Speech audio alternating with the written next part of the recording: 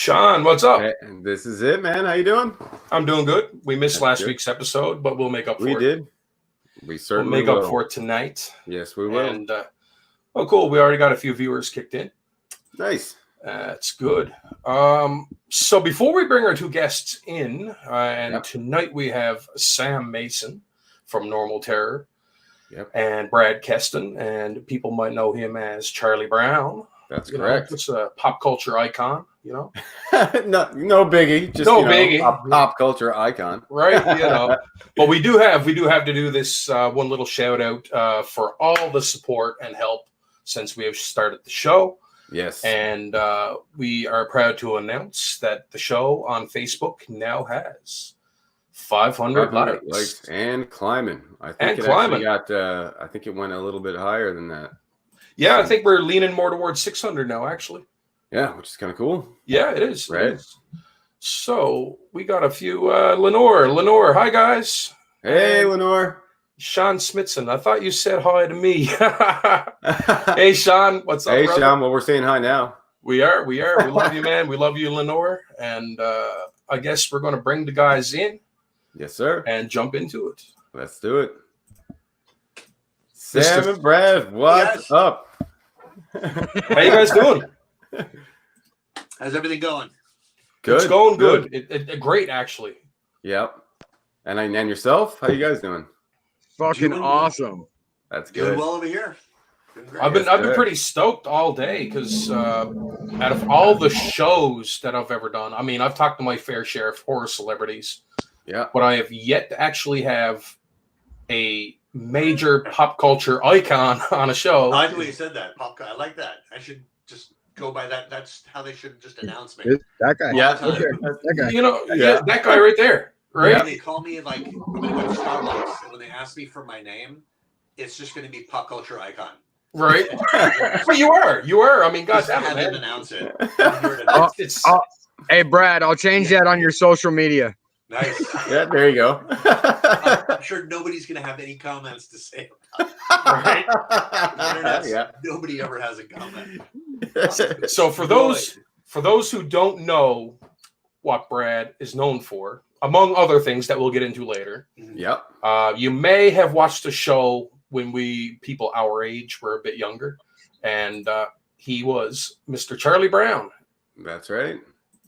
And I'm pretty sure globally people know who Charlie Brown is. No, yeah, honestly, if you don't know who he is, I don't even want to talk to you. I mean, it's like, who do you know? How? What rock are you hiding on? Yeah, I mean, you're one of those like National Geographic villages. Like it's been around for 70 plus years. If it hasn't reached you somehow. You've been like literally you've been in a even like newspapers. Yeah, even, it's in every paper. Yeah, it's literally licensed in every single Sunday, the comic in every paper across the country. So if you haven't heard of Snoopy or Charlie Brown, you've really been living under a rock. Not that, or Peppermint Patty. Or Peppermint That's Patty. Right. That's right. When I say Charlie Brown, I mean the whole spectrum of that's right. The whole Peanuts family. Yeah. They're in everything. If they're not in everything now, they used to be. They were in your food, zingers and bread and insurance, and wherever you went, there was marketing. There was the Ford back in the 60s. They were pushing, I mean, it was they're geniuses at licensing. I mean, it's almost they invented licensing. I mean, well, actually, I would have to give that to George Lucas, but I mean, to, like cartoon licensing and characters and things like that, they did a great job. They did. They certainly did. They did a fine job. And Lance Wagner, thank you. Yeah, he's giving the beard a shout out there, and it does not take long. Yeah, that's my peeps right there, man. Sean, Lance, and Scott. Yeah, right. What's going on, guys? Love you, brothers. Thanks for tuning in. Yep. And Brad, Charlie Brown. There we go. So we'll talk about. How about this? Just to antagonize Sam a little bit, we'll do his stuff first to save the best for last. Bring it on. Yeah. All right. So anyone that's not familiar with who Sam Mason is, he has a little project that I am, and I say that very loosely, because I am stoked to see this. Yeah. Great filmmaker, 100% control of this project. I mean, it's a idea that came from a dark place in his brain, is all I can gather. And we're talking about Normal Terror. Yes. That's an amazing poster too. Yeah. That is phenomenal. I mean, right from the get-go when you first started and doing all the BTS stuff, I was following you from ground zero. You know that. I remember. Yeah. And I appreciate that. Thank you very much. Not a problem. I got a few stills here, actually, if you want to elaborate. Can you drop a few cast members for us? Yeah, absolutely. Let's see. It's obviously myself. Yep. My son Sammy Mason is my co-star. And then we have Lance Wagner is going to be on the show. Nice. He is one of the hosts of the podcast that we play. Nice. And then we have let's see, Tyler Shea Cohn, we were talking about earlier, is also a part of it. We have, let's see, Julianne Prescott. So she's my autopsy victim. So we've got a pretty good cast for this thing going. And let's see, my buddy Chris Alexander. We have let's see, Aruna League. We have Joy Goodman. We have we got a lot going on with this, man. I mean, there's 8 murder scenes. My girl Jenny Holtzman is you froze up. Going to be in it as well. And that's kind of an Easter egg, so I'm not going to give that away, but she is part of the story that as it continues. So nice. I'll leave that there. Who was it in the BTS scene you were drowning? That was Aruna League. Okay. Cool. Yeah, and I seen how you did that on the BTS too with the bathtub, and I was like, noted. I was like, duly noted for a future project. Well, it's like for me, I like doing things that haven't been done before or that I haven't recognized or seen. Because when I watch films, I break them down from a writer-director standpoint. And so I look at shots, I look at lighting, I look at, at all those different aspects that go into making a film. And so when I'm writing, I try to make sure that I look from perspectives and angles that, that I haven't seen or that really stuck in my mind about how to do something. And so when I came up with the idea for that scene, I thought, how cool would it be to actually see the person getting dumped into the tub without having a clear tub and watching them drowned in the turmoil that they're going through from a whole different perspective. So, no, that's awesome, man. You're doing all the special effects yourself, right? Correct. Nice. Yeah, we're doing all that in house. I do have a makeup artist, Marisol Almeida, is the lead of my department. She's a phenomenal makeup artist, and most of the stuff that you've seen so far. What's up, Bradley? Most of the stuff that you've seen so far has been a collaboration effort of me, her, and the team. So nice. Yeah, nice. I got a couple of the stills. You want to give us a little breakdown on what the scene is about, or if you can't say too much, just elaborate on a little bit? Yeah, for sure. Absolutely. That was actually from a scene taken for the show Maverick and Grundy. That isn't from Normal Terror. No. So Maverick and Grundy is a comedy action film series that I worked on for a little while, doing some of their special effects, and that's good stuff. So nice. And I'm pretty sure this one here is from Normal Terror. Yes. That is from the Sanding Delicately scene. Nice. And in that scene, I use a belt sander to take off the layer of the outer layer of skin from my victim. Oh wow, that's intense. Yeah, That's a pretty so, intense. I mean, as you can see, that's a whole lot of blood, and I mean, if you've ever used a belt sander, that shit goes everywhere. So that's kind of where that all came from. Yeah, that's awesome. That is my own custom make of blood, and as you can see, it looks very, very real. It does. It does. It's got a bit of coagulation to it, but it's not over the top. It looks real. Yeah, for sure. I said to Sean earlier, we were doing a little test between ourselves, and I popped that image up, and I'm like, dude, I fucking love that picture. Yeah. Thank you. It's an intense one. That's for sure. It's great. And I do have to do a little shout out, and I'll pop this up. And Mr. Sean Smithson went ahead, and here we be. Yes. Nice. That's awesome. Sean is the man, dude. He's done a couple of pieces for me. And it's just it's phenomenal, dude. The work that he does with wood is amazing. So yeah, he did 2 different ones for Killer's Choice Coffee, which is Dan's coffee line, and I'm working with Dan on that. And he's doing that guitar for Billy Pond. That's oh my god, yeah, it looks amazing. That's out of this world. Yeah, the guitar is insane. Yep.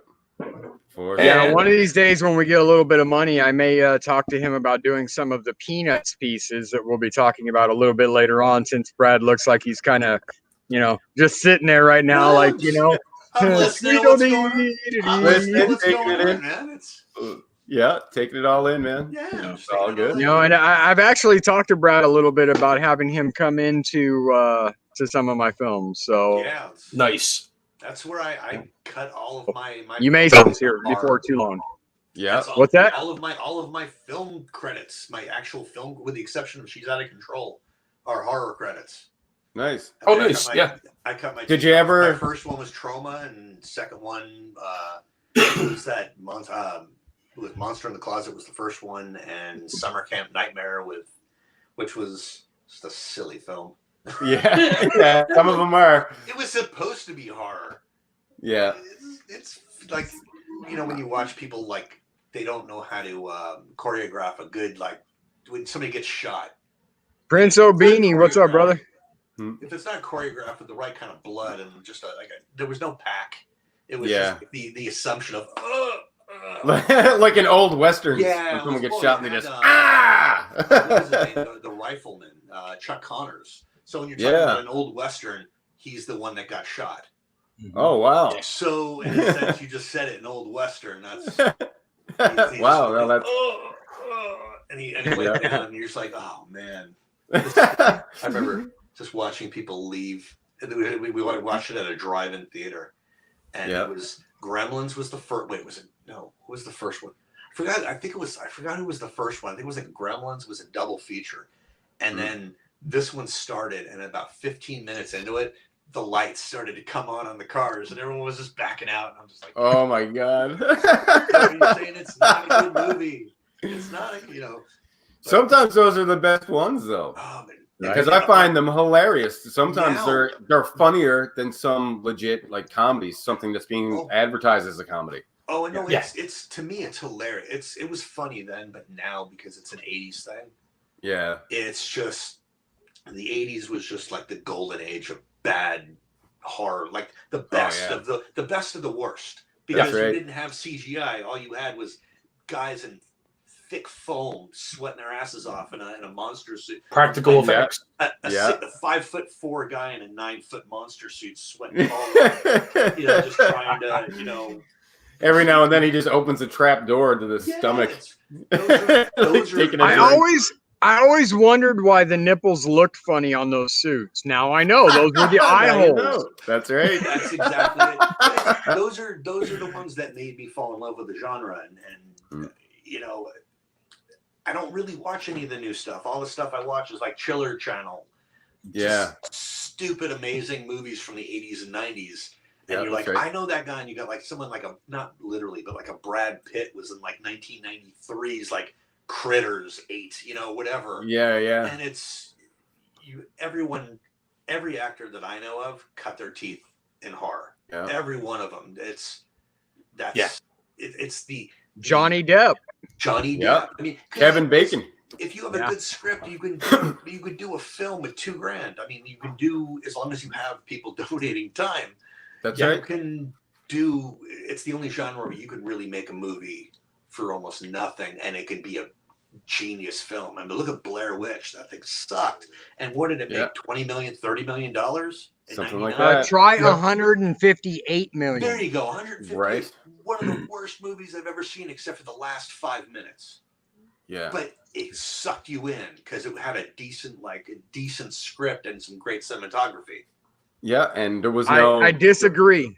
Go. I disagree with that completely. It was the fucking marketing. Okay. Yeah. There you go. Yeah. Well, there you go. It was the marketing. You're right. Yeah. Genius. It got everyone there. The movie sucked except for the last 5 minutes, and everyone threw up in the theaters, and that was genius. No other. You couldn't do that in a comedy. You couldn't do that in no, that's right. Any kind. Nobody's going to care. But a horror film, I'll go to that to get scared and have your girlfriend squeeze your hand and Yeah, a lot of directors cut their teeth in horror too. That's the thing. Everybody comes through horror. Penelope Spears, who went on to do a ton of other movies, that's who did Summer Camp Nightmare, which was Butterfly Revolution from the book. And she was the director for that. It's like she never do that. She way moved on, but that's everybody coming up in the world. Yeah. If you don't have a couple of, at least, at a film school, something. Yeah, that's right. Why didn't you? Right, exactly. You need to get credits. It's even if I went to film school now, that would be my like senior film. Would easily do a slaughter film. Yeah. Well, I mean, hell, look at Saw. Yeah. Right. One of my favorites. That's one of my guys came out of film school, had $50,000 budget, and fucking one room. Yeah. Worked for me, scared the shit out of me. That changed that whole thing with the bear trap that was on the lock that was going to that changed my whole life in regard to the reverse bear trap. I thought was going to be the worst way to die.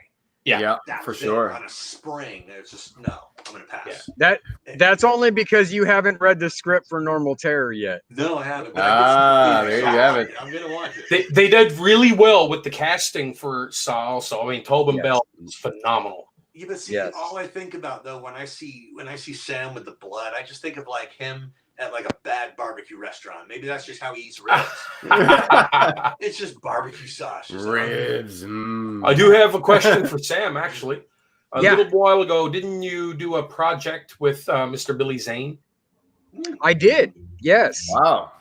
I think it was. I mentioned to you that Demon Knight was one of my favorite films. Yeah. I think that film is called Hellblazers. And I was honored to work on that. Let me see. Larry Layfield got me that part, and Dev Reeve. They were working on it. Larry and Dev were on the production side of things, and also did some extra work. So I got to be one of Billy Zane's minions. Nice. And I got to choreograph some of the fight scenes and do some stunts for the film as well. So I was pretty stoked about that. Yeah. That's awesome. That is great. Yeah, awesome. I'm a bigger fan of Billy Zane and his. I mean, I was a fan of his like early stuff, but I think I'm a bigger fan of his like later stuff now. Yeah. I think he's kind of like he's not doing the big budget garbage. Yeah. And he's kind of focusing on these like, I guess, just characters. Yeah, kind of like not really concerned about making $20 million and winning an Oscar. He's just like doing that Mark Hamill becoming the character kind of thing and just being bizarre, different people in films. I'm enjoying that, dude. And I'm gonna tell you, man, it was absolutely phenomenal watching that man work, watching him, practice and rehearse and get into character for the scene, and watching him like roll it over in his head, dude. It was phenomenal. And another one I did too recently, last year, was Cross 3 with Richard fucking Grieco. Yeah. Oh, wow. And I got to work with Richard, and that's his legal name, by the way. I know. Richard fucking Grieco. Yeah. Who, as you guys know, is a big part of the Indie Brigade. Yes. You know, and so George and the guys over there got an amazing thing going. But I got to tell you, dude, honestly, I didn't know who the hell he was the entire day on set. Richard Grieco? Oh, really? Yeah, because he was so humble. He sat with the cast as we were eating lunch and, you know, and all that stuff. And he was just so humble and, you know, just such an amazing, you know, beautiful person that, you know, he was just like, you know, I was blown away because it didn't click in my head that was fucking Richard fucking Grieco. Right. You know, it's like, you know, I knew he was on set, but I didn't know that was him. Yeah. And it's like, you know, I was sitting there and I was networking with everybody and talking to the makeup artists and, you know, and all this when we weren't on set. And it was another film I got to do some stunts on. But, you know, he was just such a great guy and so humble and phenomenal to watch work that, you know, at the end of the day, I was like, you know, hey, do you mind if I get a picture with you? And I was like, wait a minute, you're Richard Grieco, right? But Sam, he's like, yeah. Sam, I'm like, and dude, like my head exploded. He's not a pop culture icon, Sam. What's that? He's not a pop culture icon. Let's get that straight. That's right. Let's get one thing clear.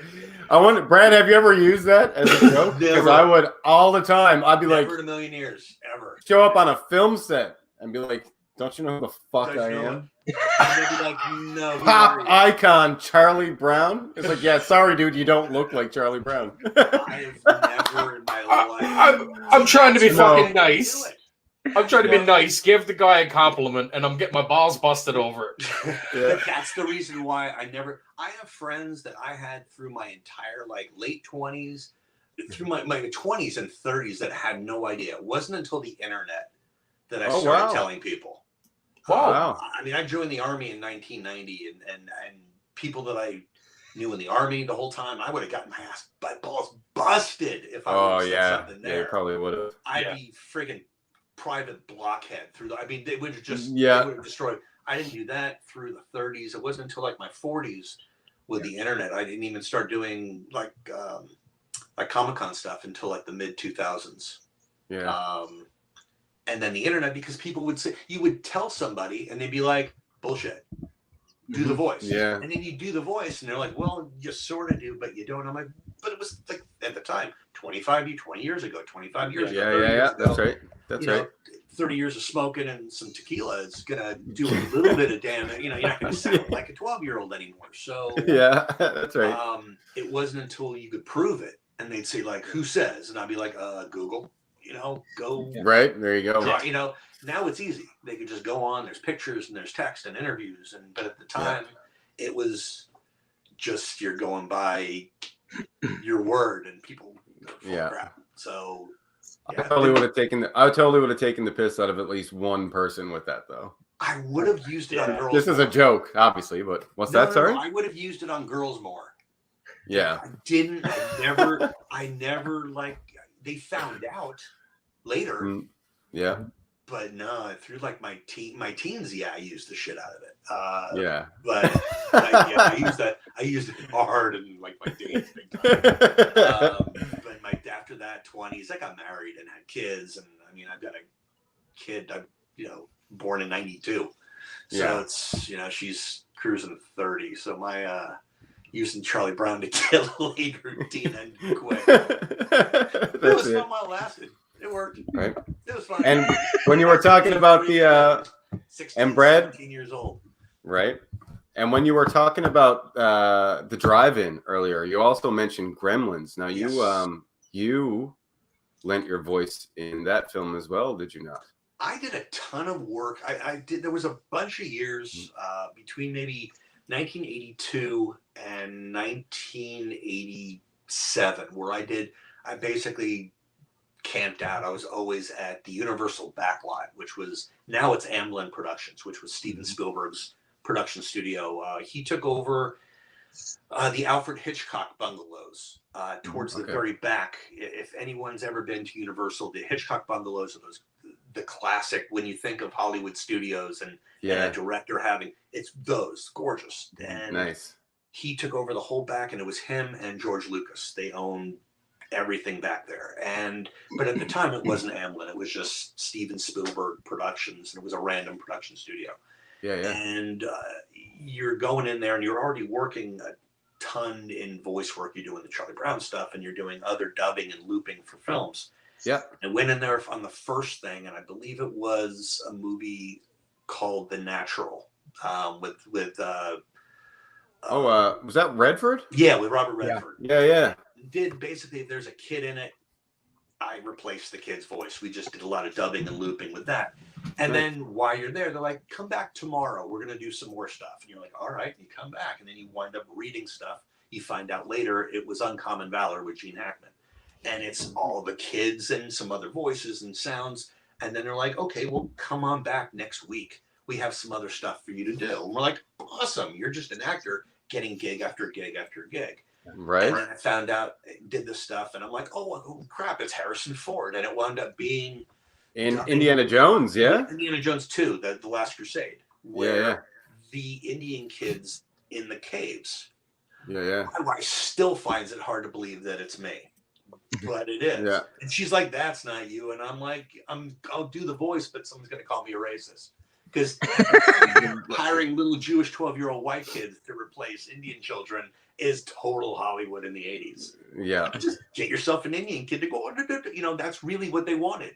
They wanted the literal, stereotypical, what an Indian kid sounds like. And I just did the hell out of dialects and voices, and that was my thing at the time. Yeah. So that, and then they're like, again, come on back next. I didn't know what I'm doing. It's just, you're in there, they're showing you 5 minutes, you do it, boom, you're done. And you're like, that's the easiest thing in the world. Come back later this afternoon, we have some more stuff. And the final thing was Gremlins, and I had no idea what it was. And what they were looking for was not the voice of Mogwai. They didn't want the Mogwai voices. They didn't want Gremlin. Those are casts. I mean, that's like Bob Bergen and the heavies. I'm not even coming close to that. But what I got to do was, there were two things. There was one, there was like the books on tape when that was big in the 80s. They had me replace Corey Feldman's voice, which cracks me up because, and then, so Corey Feldman on all those, I need the audio is me. And then they had me replacing kids in the film, and then doing just random voices for the evil, gremlins when they come out, and just doing sounds that sound like Claw from Inspector Gadget, just doing random sounds and voices. So now when I watch it, it's hard to pick exactly which one, but I know which scenes. On. The fact of going in there and spending 2 hours doing different sounds, voices, and over people, and then I find out what it is. It's kind of cool. So then, it's literally after that, you're doing days worth of work, and you have no idea what it's for. Yeah. Some of it gets released, and then your agent calls you and says, oh, by the way, the name of the movie is Gremlins. And you're like, all right. Cool. That's exactly cool. Just cool. And then you just move on to the next thing. And one of the cool things here, I'll give you a quick, it's connected to this. On the final day that we were there doing the Indiana Jones and the Gremlins stuff, I'm talking to the casting director, and the producer. Yeah. And he's in the office. If you're in an office, he's then to the left. There's a door that goes into his office. And the one to the right, as we're talking and we're walking around the office, on the floor is just tons and tons of promotional material for the next Star Wars movie. And I'm losing my mind because in 1983, there is no like, screw Star Wars, I don't like this, I don't like that. Everyone's addicted to everything and anything. Yeah. And it's posters and promo materials for the press kits they're putting together. And these metal things on the desks, and I'm like freaking out. And he goes, oh, you want something? Go in there, take what you want. And I'm like, holy crap. So I grabbed this, grabbed one of everything, and he hands me this little a thing off his desk, a paperweight. And I'm like looking at it, and it says Revenge of the Jedi. And I'm like holding it going, wow, the new movie's called Revenge of the Jedi? That's amazing. And then I find out a month later, they took it to Return of the Jedi. So now I have all this, like, the cool Revenge of the Jedi stuff. So it was actually George Lucas's office to the right, and so it was cool that I was rummaging through George Lucas's office, which is not from his floor. I was just stuff. That's not something a lot of people can say. I was grabbing shit at random. I didn't know, like, oh look, it's a brush, just grabbing shit everywhere, and now I have it, the thing. So for all I know, I have George Lucas's Revenge of the Jedi thing, and so I guess those were given out to the press people. So it was kind of a nice final day of thanks for the 3 weeks worth of work, but. That's Hollywood. Now it's a little bit different because you can do the recordings from your bathroom in your house, but at that time you had to go to the studio. You had to go to you're in a real studio. Yeah. I'll gladly take some of that Lucas stuff off your hands. Seriously. No, I mean it's friggin' it was nuts at the time, and I think about it now, but at the time he's like, yeah, just go in there and just take what you need, take what you want. And I'm just like 1, 2, 3, 4, 5, 6, 7, 8, 9. Yeah. And then I realized later whose office that was, and I just laughed my ass off. Why didn't I go in the drawers? Just started petty cash, right? They left me in there to just grab stuff. So, yeah, most of a lot of the stuff is in boxes. Some of it's just lost to the wind. The Revenge of the Jedi paperweight, though, it's 3 feet. Yeah, so it's about 4 feet to my left. Nice. So anyway, we can get a look at it. Yeah, hold on. I'll get it. Yeah, sure. Dude, I'm really glad that he corrected that it was that it changed it to Return of the Jedi, because I was about to say something to make myself look really fucking stupid. Oh my god. It is. I almost spit coffee all over the place. I saw that. That was great. All right. It is not to my left. My wife put it in a box. I have to find it. All right. Yeah. No worries. No worries. I don't want to disappear for her. No, that's fine. Yeah. That's fine. No, I do have a video clip of Charlie and Snoopy. If you don't mind me popping that up. No, go ahead. Yeah, sure. All right. And this is Brad as Charlie. Well, here's your food. Come and get it. Okay, here it is. Enjoy it. And remember, it's not good to eat your dinner quickly. I wish you'd learn to take more time.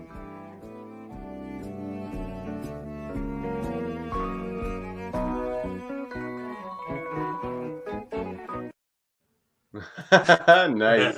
Right? Yeah. No matter what age you get, there's something so innocent about Charlie Brown. You see it even as an adult, and it brings you back to your childhood. That's pretty much. That's why he's still around. That's the appeal. I really do wish they would show more of the older episodes. I think right now what they've got going on is some French stuff that they've been doing for the last couple of years. There's a French company that's been putting out this. I haven't watched it. I really kind of don't really want to, because the characters don't really represent the original characters to me. They've got like Charlie Brown, and like Charlie Brown's bullying some kid, and oh wow, that's that's weird. It's way out of character, like the original characters. So I don't know what they've been doing. I think I watched like maybe 5 minutes of it. Didn't like Lucy. Oh wow. Didn't like Charlie Brown. Didn't really like their dialogue, and it didn't have that feel to it. So I'm like, see ya. I mean, I wish they would just show. I think the last time the Charlie Brown and Snoopy show was shown was like on Boomerang, which is a network here in the U.S. from the UK. Okay. So they bought it for a couple of seasons a few years back, and then it just kind of just disappeared. So I mean, the only thing they really show nowadays on network TV are the holiday specials as they run through. That's right. Yeah. And that's disappointing. I mean, there's so many. There's a lot of great episodes. There's a lot of bad ones, but there's 20. I would say out of all of them, there's probably 90 episodes over the last 50 years. But I mean, I think there's 20 amazing episodes, not counting the specials, the holiday specials. Yeah, taking those out because those are classics, and you can't do without the Christmas and Halloween and New Year's and just as you go through, but. There's a bunch of really quality episodes that don't involve, friends of Charlie Brown getting cancer. Just really depressing. Yeah, Sean. There's one where literally Charlie Brown's friend has cancer. I swear to God, man. And he's in the hospital in a cancer lane. You're like, that's family fun right there. We're gonna hang out in the cancer lane with Charlie Brown and Lucy. Nothing's fun like that's it's it's one of those things where it's dark. Yeah. That's dark. It's one of those things where it's like, you're addressing, right? And you'd be addressing, there's certain serious topics, but it's like, but with the Peanuts, everything with Peanuts and Charlie Brown, it's just more of a nostalgia thing, and it's kind of like really light humor. It got dark for a while, and they lost the fun towards the late 90s. I'm not going to judge it because I didn't watch a lot of the shows, but the ones that I did, the subject matter got a little darker, and I think it was maybe the sign of the times. They were trying to keep up with the Joneses and be cool, and I like the stuff where they were just simple and you had some freaking cool stoner jazz going, and you just wanted to just listen to just watch the show. But to me, the jazz was that was what made it cool. That's the cool part. Yeah, because you had Joe Cool and the music, and nobody was doing jazz in the 60s. And now, without that same feel and vibe, what is the show? Yeah. I mean, kids really don't like cartoons anymore. Not traditional cartoons. They like... No, that's right. Like computer animation and stuff like that. They're shoveling into kids' faces now. Traditional cartoons, Transformers, and just the stuff that we liked. Is gone. I mean, it's not coming back. It's gone.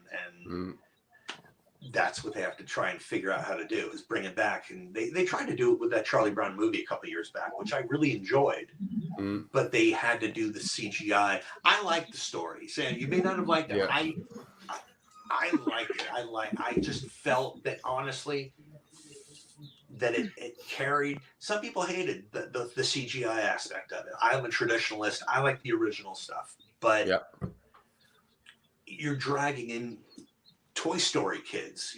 Kids that grew up with that level of CGI, and you can't give them rotoscoping anymore. You can't rotoscope a cartoon and expect kids to give a shit. Yeah, especially that Charlie Brown, where it's like it's an old-fashioned Americana life.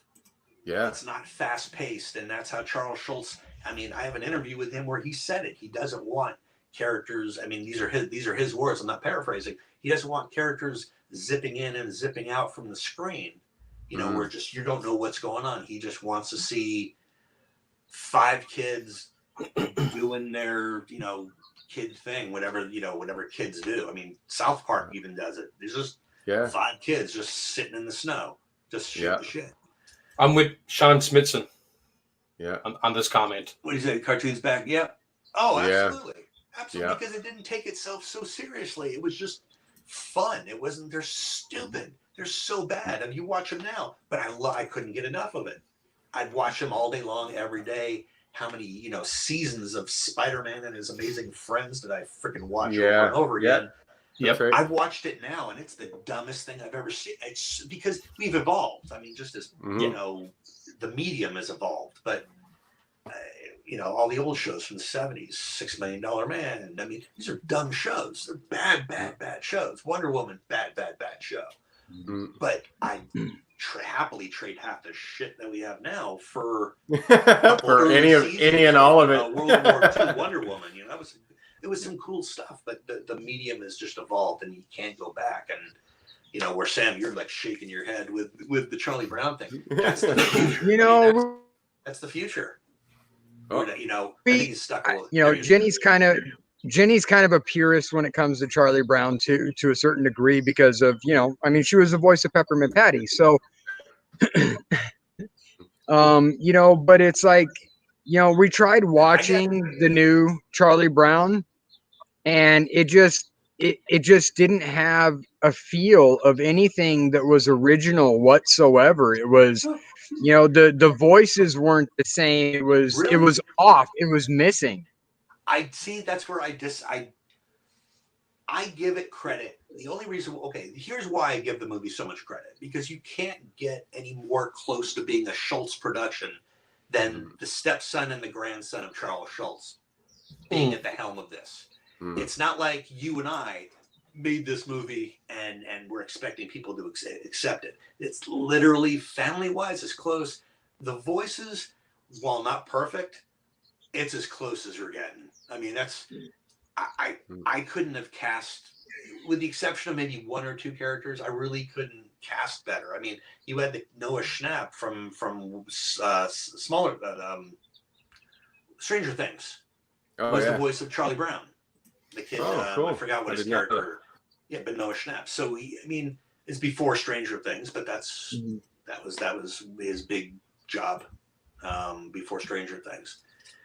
I think it's the best that we're going to get. I don't think we're not going to get any traditional animation. I think that's actually the reason how I think they got around the Charles Schultz lock, where you weren't allowed to make new shows because he passed away. There's nobody else authorized to continue the thing and create. Yeah. But maybe being that it's his kids, they're not restricted by the same stuff because it's a family thing. So I don't know what was dealt with them there. I don't know if they had previously written material and they pieced it together for this thing. I know that they can't create new, but his kid and his grandkid might.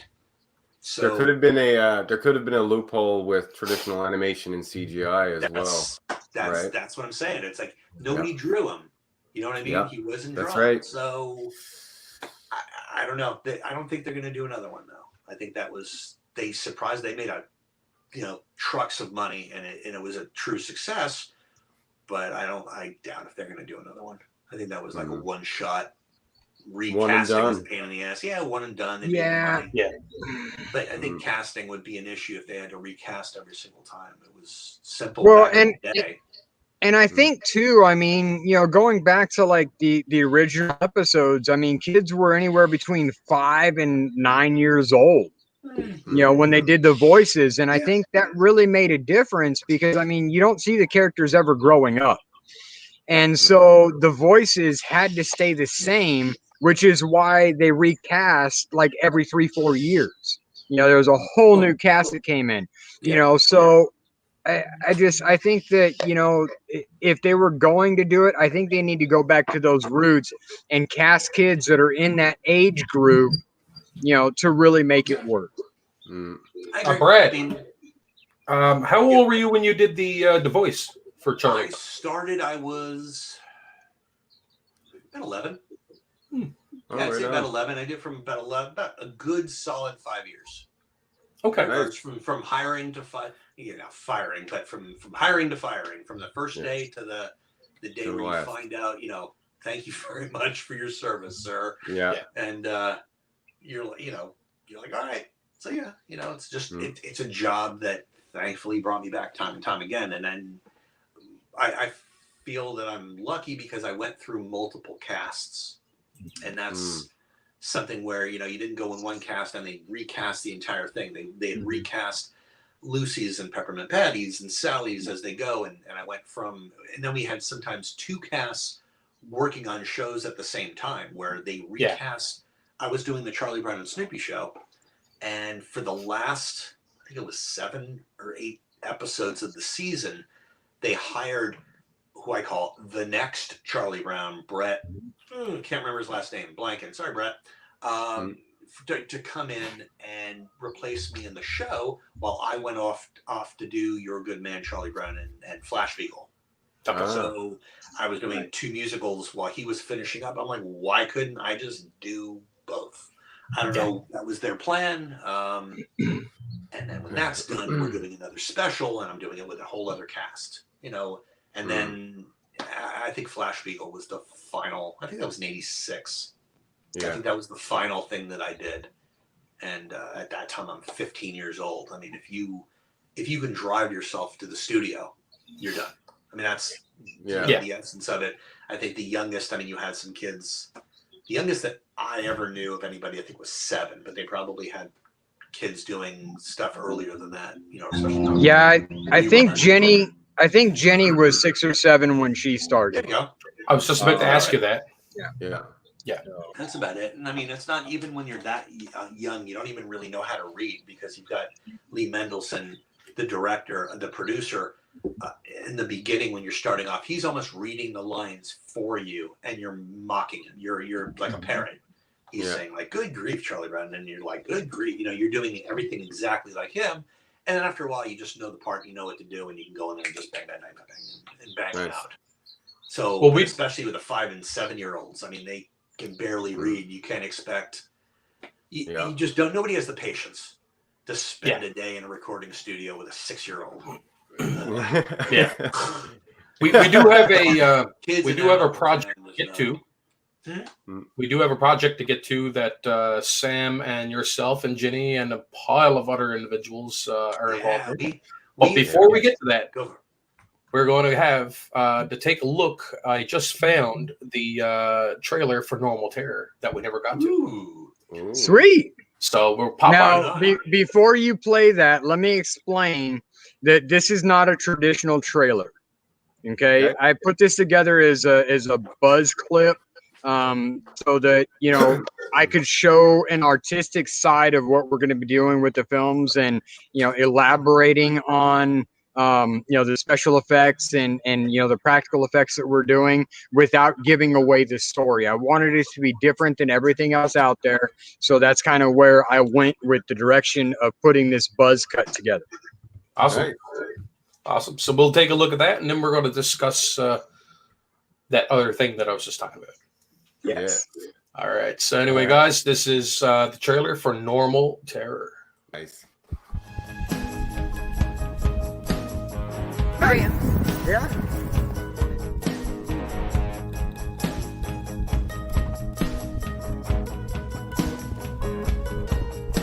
Look into my eyes and I will tell you, I don't wanna be everything that you do. Show me what you think, show me what you feel. I don't wanna be the one to say it's not real.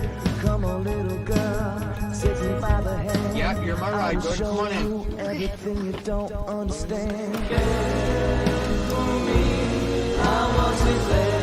Everything okay? Yeah.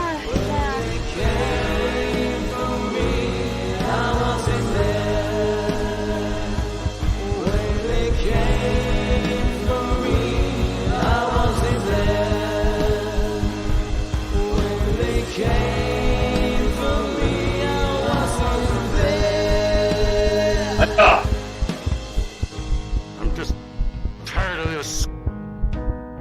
You sure you're doing okay? Yeah. Okay. All right, let's go.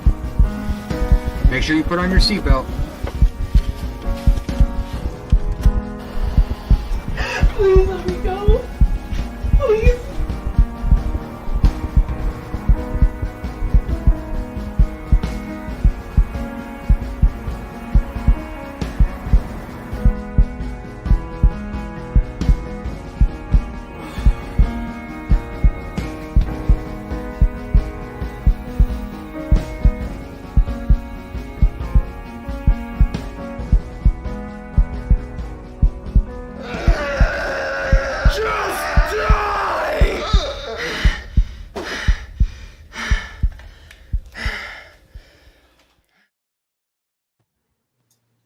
Yeah, baby. Damn.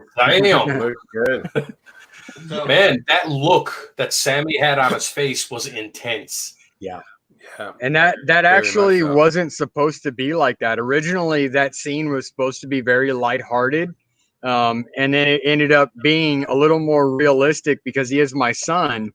And so it ended up being a little more realistic as I started, kind of laying into him a little bit about, our actual lives and him not doing the shit he's supposed to be doing.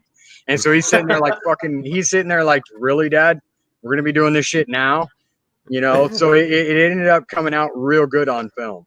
Yeah. Certainly. Gentlemen, here we go. Well, there we go. Oh, wow. That's awesome. See, it's like just a piece of solid brass. Nice. Revenge of the Jedi. That's incredible. Never protect with my life. Yeah. That's with my life. Morgan says, wow.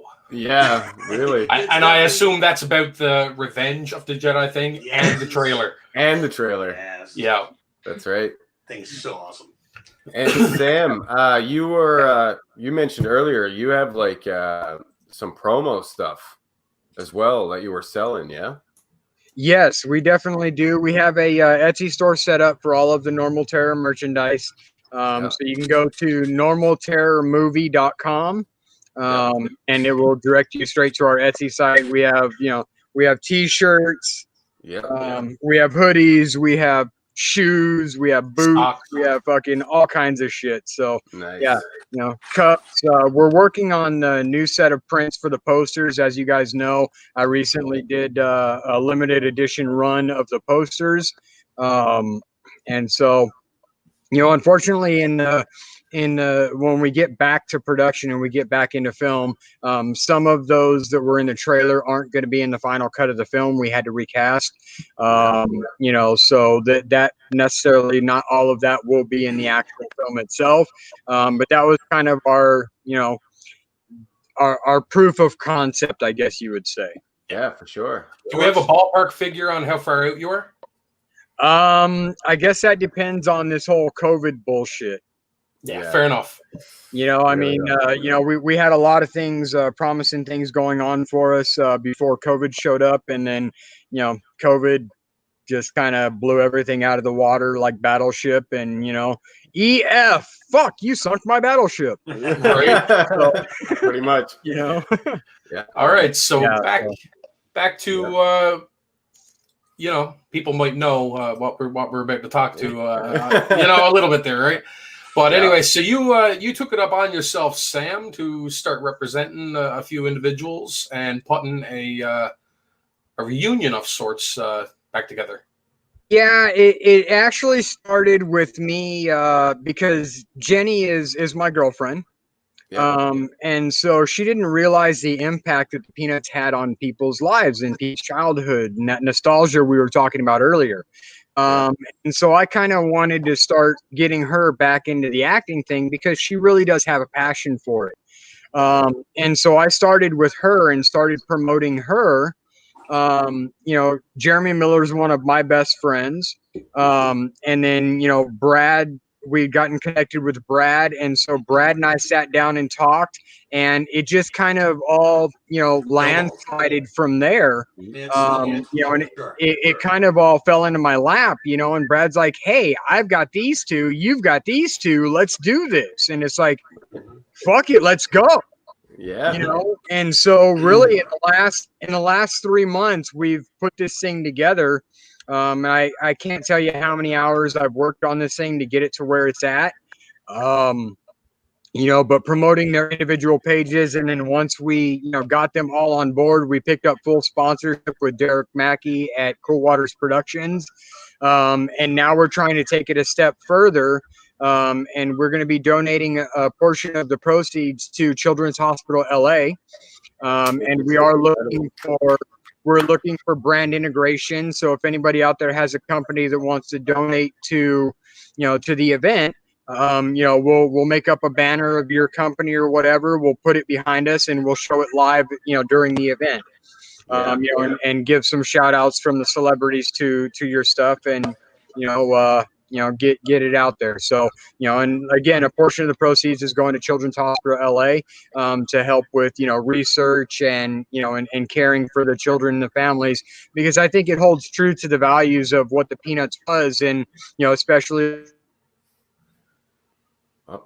with Blockheads, no matter what he was facing, he never gave up. He always put through, and it gives that, that hope. And, I think the Peanuts characters and the celebrities that we have on board for this, hold true to that, that stigma and that, that event of, don't ever give up. There's hope.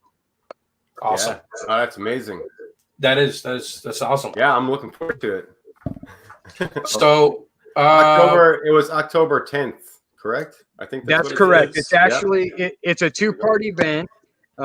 Get that on camera. But it's a 2-part event. It is the first part of the event is going to be held on inhouse-con.com, and that will be hosted by Derek Mackey. of Cool Waters Productions, and basically that will be the one-on-one private VIP conferences that we're doing, and then also the Peanuts panel with all 5 of them. So you guys can go on there, watch that, purchase stuff that we have available, and then also once that ends, then you can switch over to our Facebook Live at Peanuts Reunion, and you can watch the celebrities actually sign all of this stuff. They'll shout out names of, hey, what are you doing? And that will be hosted by me. So I'll ask Brad, hey, Brad, what are you signing? And he'll, have a name of somebody he's signing for and what he's signing. He'll show it. And, again, all of this stuff is also going to be Beckett authenticated. So nice. Everything come with the certificate of authenticity. Yeah, that's huge. We have pre-sales going on now. If you go to our Peanuts Reunion page on Facebook, you can see what we have available. We're selling Pops pictures and Super 7 figures. So yeah, we have a bunch of stuff going on. And just so you guys know, excuse me, this is the first and largest Peanuts autograph virtual signing event. Absolutely. It has never been done before.